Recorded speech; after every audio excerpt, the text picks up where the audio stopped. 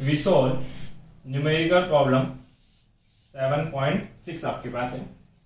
Screen पे question दिखाई दे रहा होगा बेटा। Two straight long wire are parallel at distance of 4 centimetre to each other.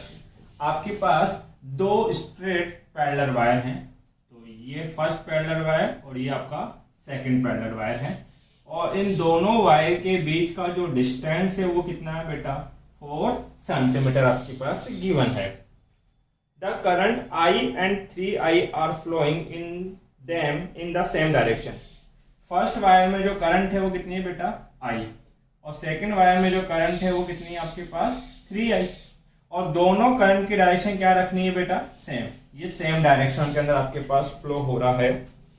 Next question क्या कहता है बेटा, where will be the magnetic field produced by both the wire be zero.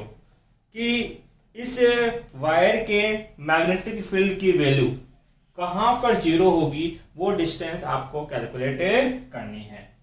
तो ऐसा करते हैं बेटा, इन दोनों वायर के बीच में कोई पॉइंट मान लेते हैं, डेट इज P, और इस P पॉइंट का मैग्नेटिक फील्ड कितना होगा, जीरो। ऐसा हम कंसिडर कर रहे हैं।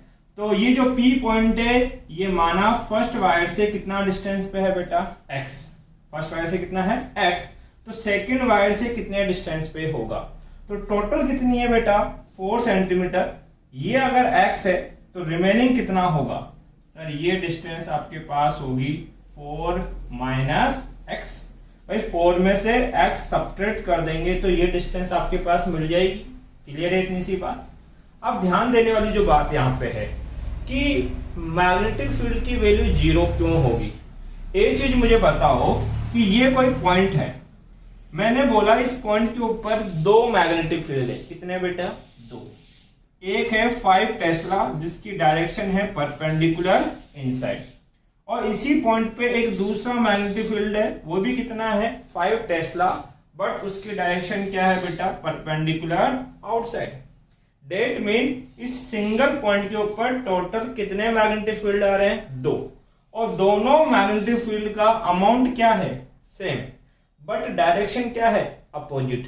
अब आपको पता है कि 5 टेस्ला इनवर्ड लग रहा है और 5 टेस्ला आउटवर्ड लग रहा है, और दोनों का अमाउंट सेम हो तो दोनों मैग्नेटिक फील्ड एक दूसरे को क्या कर देंगे, कैंसिल। क्योंकि मैग्नेटिक फील्ड कैसे क्वांटिटी है बेटा, वेक्टर, और ये डायरेक्शन पर डिपेंड करती है आपके पास। तो ये पॉसिबिलिटी होगी तभी मैग्नेटिक फील्ड क्या हो सकता है, जीरो। अब देखो इसके अलावा एक कंसेप्ट आपने ये भी पढ़ा है कि अगर आपके पास एक स्ट्रेट वायर गिवन है, ये स्ट्रेट वायर है, इसमें करंट कितना फ्लो हो रहा है बेटा, I।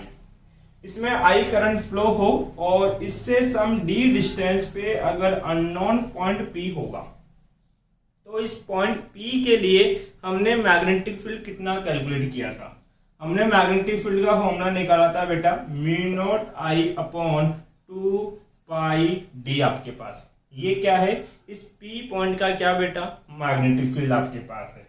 अब ध्यान दो, ये फर्स्ट वायर है, फर्स्ट वायर की वजह से इस P पॉइंट पे मैग्नेटिक फील्ड कितना होगा, B1। क्या इस B1 का अमाउंट लिख सकते हो, यस। अमाउंट लिखने का तरीका क्या है बेटा, μ0 मल्टीप्लाई करंट, फर्स्ट वायर में कितनी करंट है बेटा, I/2π, और जिस पॉइंट पे कैलकुलेट करना चाहते हैं वो फर्स्ट वायर से कितने डिस्टेंस पे है, तो ये कितना डिस्टेंस पे है बेटा, x। तो B1 की वैल्यू कितनी होगी, μ0I/2πx। B1 की डायरेक्शन निकालो। तो स्ट्रेट वायर में मैग्नेटिक फील्ड की डायरेक्शन निकालने के लिए हम कौन सा रूल काम में लेते हैं बेटा आपके पास, right hand thumb rule. Right hand thumb rule क्या कहता है कि थंब को करंट के डायरेक्शन में रखो तो उस पॉइंट तक फिंगर कैसे जाना चाहती है, तो फिंगर कहां जाना चाहती है बेटा, इनसाइड। तो B1 क्या होगा, परपेंडिकुलर इनसाइड। सिमिलरली अब कौन सा वायर बेटा, सेकंड वायर की वजह से भी P पॉइंट पे मैग्नेटिक फील्ड होगा, और वो मैग्नेटिक फील्ड कितना होगा, B2। तो B2 की वैल्यू बताओ कितनी होगी, μ0, फॉर्मूला ये लगेगा। सेकंड वायर में करंट कितनी है, 3I/2π। सेकंड वायर से ये P पॉइंट कितने डिस्टेंस पे है, 4 माइनस x। अब डायरेक्शन देखो कैसी होगी आपके पास, right hand thumb rule. Thumb को करंट की डायरेक्शन में, तो पॉइंट पी पे मैग्नेटिक फील्ड की डायरेक्शन क्या होगी बेटा, आउटसाइड। थंब को करंट की डायरेक्शन में, तो मैग्नेटिक फील्ड किधर आ रहा है, आउटसाइड। ये हो गया बेटा आउटसाइड। देखो हमने मैग्नेटिक फील्ड का अमाउंट निकाल लिया, एक B1 और एक B2, और इस पॉइंट के ऊपर जो मैग्नेटिक फील्ड की डायरेक्शन है वो भी एक दूसरे क्या है, अपोजिट। हमें तो ये डिस्टेंस x कैलकुलेट करनी है। इसके लिए हम ऐसा बोल सकते हैं कि अगर पॉइंट P पे नेट मैग्नेटिक फील्ड 0 है, इसका मतलब ये है कि B1 और B2 का अमाउंट क्या होगा, इक्वल। भाई जब दोनों का अमाउंट इक्वल होगा, डायरेक्शन अपोजिट होगी, तभी तो मैग्नेटिक फील्ड क्या लिखा जाएगा बेटा, 0। तो हमने बोला if point P the net magnetic field is 0, then आपके पास क्या होना चाहिए, B1 should be equal to B2 आपके पास। इतनी सी बात हम लोग लिख सकते हैं बेटा। नेक्स्ट टर्म की बात करें तो हमें तो डिस्टेंस x कैलकुलेट करना है। B1 की वैल्यू कितनी है, μ0I upon 2πx equal to B2 कितना है बेटा, μ0 3I अपॉन 2π 4 माइनस x। अब जो चीज दोनों में कॉमन है कट जाएगी, μ0I 2π कैंसिल आउट हो गया, यहां बचा 1/x। यहां कितना बेटा, 3 upon 4 minus x। Cross multiply करो, 4 माइनस x इक्वल टू कितना है, 3x। तो 4 माइनस x उधर जाएगा तो कितना हो जाएगा बेटा, 3x प्लस x। ये कितना हुआ टोटल, 4x इक्वल टू 4, 4 से 4 cancel out, x equal to कितना 1, और किसमें बेटा, सेंटीमीटर।